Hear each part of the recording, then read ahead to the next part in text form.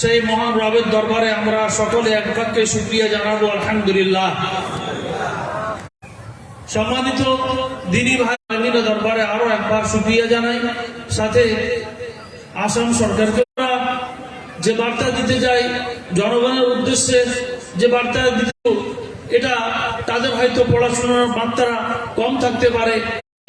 আর হে নবী, যে দিনটার ওসিয়ত আমি আপনার কাছে ওহী করছি, তারপরে তারা সবাই এক প্ল্যাটফর্মের উপরে জমায়েত ছিল। তারপরে আল্লাহ সুবহানাহু ওয়া তাআলা তার উম্মতিরা, তার কওমরা তাকে অস্বীকার করে, যার ফলে তাদের উম্মতের জন্য একটা করে রাসূল পাঠিয়েছি, প্রতিটি জনপদের জন্য একটা করে। যদি ঈশ্বর হতো তাহলে এই পৃথিবীতে ধ্বংস হয়ে যেত। কোরআনে ঘোষণা দেওয়া হয়েছে যে তোমরা, আল্লাহ সুবহানাহু ওয়া তাআলা বলেন যে ইন্নাদ দীন ইনদাল্লাহিল ইসলাম, আল্লাহ রাব্বুল আলামিনের কাছে ইসলাম ধর্ম হচ্ছে প্রিয় ধর্ম। এই ধর্মের মধ্যে এমন কোন ভালো জিনিস নেই, এমন কোন মন্দ জিনিস নেই যেটা তার প্রিয় রাসূল মুহাম্মদুর রাসূলুল্লাহ সাল্লাল্লাহু আলাইহি ওয়াসাল্লাম বলে যাননি।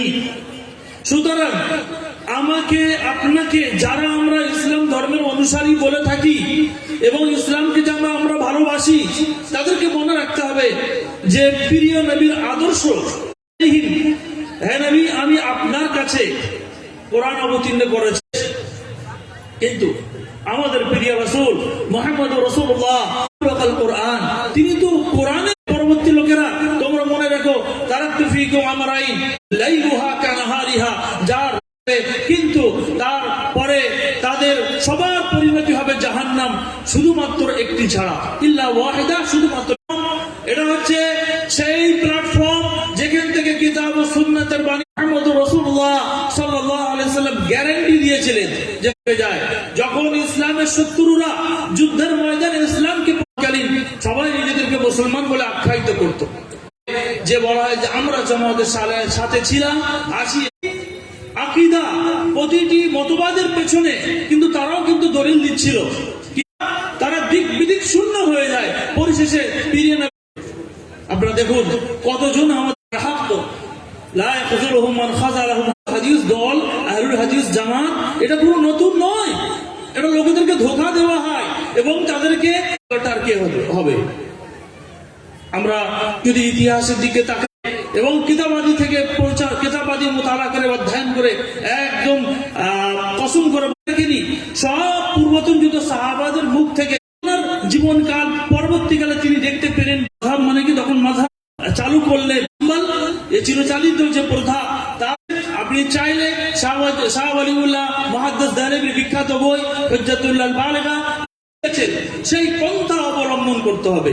এবং শাফির সংস্কারের মধ্যে এটি একটি সংস্কার যে তিনি হাদিস, যার কাছেই হোক না কেন, হাদিস যদি কোনো প্রকার থাকে, আমি এমন কোনো হাদিস বর্ণনা করেনি সেগুলি আহলুল হাদিস বাদানা, আর তোমরাই হবে পরবর্তীতে আহলুল হাদিস।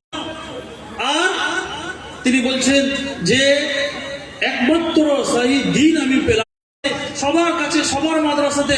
ইমাম বুখারী রাহিমাহুল্লাহ বিখ্যাত, পৃথিবীর ইতিহাসে সবচেয়ে পুণ্যমান হচ্ছে কি মুআমালাতের উসুল, ইবাদতের উসুল হচ্ছে প্রতিটা আপনার দলিল লাগবে, কিন্তু সুন্নাত যেগুলো আমরা প্রায় আমরা মিনিট পার হয়ে যাবে। আমরা কোরআন এবং সহিহ সুন্নাহকে মানুষের জিজ্ঞেস করতেই পারে, বলতেই পারে, তার উত্তর দেওয়ার দায়িত্ব কার? আলেমরা আমাদের। কারণ কোরআনে দু জায়গায় এসছে বন্টন হয়ে গেছে।